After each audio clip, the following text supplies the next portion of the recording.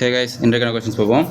சட்டப்பிரிவு 32 கீழ் உச்சநீதிமன்றம் வழங்கும் நீதி பேராணைகள், ஆணைகள் மற்றும் வழிகாட்டுதல்கள் போன்றே உயர்நீதிமன்றமும் அவைகளை வழங்கும் அதிகாரம் பெற்றுள்ளது. ஸோ நல்லா பார்த்துக்கோங்க. சட்டப்பிரிவு 32 பயன்படுத்தி உச்சநீதிமன்றம் நீதி பேராணைகள், ஆணைகள் மற்றும் வழிகாட்டுதல்கள் போன்ற ஆணைகளை வெளியிடும். அதேமாதிரி உயர்நீதிமன்றம் பார்த்திங்கன்னா ஆர்டிகல் 226. ஸோ ஆர்டிகல் 226 பயன்படுத்தி உயர்நீதிமன்றங்களும் நீதி பேராணைகள், ஆணைகள், வழிகாட்டுதல் போன்ற ஆணைகளை வெளியிட முடியுதுங்களா? ஸோ அதாவது நீதி பேராணைகளை உச்சநீதிமன்றம் சட்டப்பிரிவு 32 கீழ் வெளியிடும். அதே நீதி பேராணைகளை உயர்நீதிமன்றம் பார்த்திங்கன்னா ஆர்டிகல் 226 பயன்படுத்தி வெளியிடும். ரெண்டுமே சிமிலாரிட்டி சேமாக தான் இருக்கும்.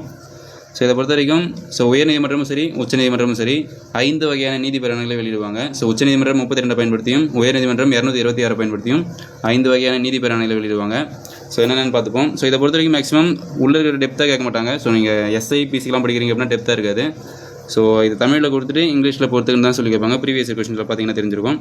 ஸோ அதை மட்டும் பார்த்துக்கலாம். ஸோ ஃபஸ்ட் ஒன் பார்த்திங்கன்னா ஆட்கொணர்வு நீதி பேராணை. ஸோ ஹேபியஸ் கார்பஸ் அப்படின்னு சொல்லுவாங்க. ஸோ ஓவரில் மட்டும் சொல்கிறேன். அதாவது ஒருத்தரை சட்டத்திற்கு புறம்பாக அடைச்சி வச்சுருந்தோம் அப்படின்னா அவங்கள வெளிக்கொண்டு வரதுக்காக ஆட்கொணர்வு நீதி பேராணை போடுவாங்க. ஸோ இங்கிலீஷில் ஹேபியஸ் கார்பஸ்ன்னு சொல்லுவாங்க.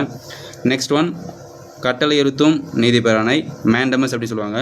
ஸோ அதாவது ஒரு அதாவது ஒரு கீழ் நீதிமன்றமோ அல்லது ஒரு அரசு அலுவலகங்களோ தங்களது வேலையை செய்யாமல் இருந்தோம் அப்படின்னா அதை செய்ய சொல்லி நீதிமன்றத்தில் வெளியிடக்கூடியதான் கட்டளை இருத்தும் நீதி பேராணை, மேண்டமஸ் அப்படி சொல்லுவாங்க. நெக்ஸ்ட் ஒன் தடையிருத்தும் நீதி பேராணை, ப்ராஹிபிஷன் அப்படி சொல்லுவாங்க. அதாவது கீழ் நீதிமன்றம் தனது அதிகாரிகளை மீறி செயல்படுது அப்படின்னா அதை கட்டுப்படுத்துறதுக்காக தான் வெளியிடுறது என்னது தடையிருத்தும் நீதி பேராணை, ப்ராஹிபிஷன் அப்படி சொல்லுவாங்க. நெக்ஸ்ட் ஒன் பார்த்திங்கன்னா ஃபோர்த் ஒன் தகுதி முறை வினவும் நீதி பேராணை, குவா வாரண்டோ அப்படி சொல்லுவாங்க.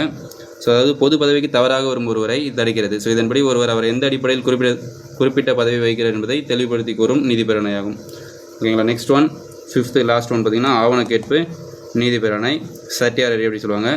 ஸோ கீழ் நீதிமன்றங்களிலிருந்து வழக்கு சம்பந்தமான ஆவணங்கள், ஆதாரங்கள், கோப்புகள் ஆகியவற்றை உயர் நீதிமன்றங்கள் கேட்டு பெறும் ஆணை. புரியுதுங்களா? ஸோ இதை பொறுத்த வரைக்கும் நமக்கு இதில் எப்படி கேட்பாங்கன்னு பார்த்தீங்கன்னா இந்த நீதி பேராணைகளை தமிழில் கொடுத்துட்டு அப்படியே இங்கிலீஷில் பொறுத்துக்க சொல்லி கேட்டிருப்பாங்க. நீங்கள் ப்ரீவியஸ் கொஸ்டின்ஸ் பேப்பரில் பார்த்தீங்கன்னா அப்படியே இருக்கும். ஸோ அவ்வளோதான். ஸோ இந்த நீதி பேராணைகள் பார்த்தீங்கன்னா 5 வகையான நீதி பேராணைகள் இருக்குது. இதை உச்சநீதிமன்றம் சட்டப்பிரிவு 32 பயன்படுத்தி வெளியிடும். உயர்நீதிமன்றம் ஆர்டிகல் 226 பயன்படுத்தி வெளியிடும். ஸோ இது மட்டும் தெரிஞ்சுக்கிட்டால் போதுமானது தான். So thank you.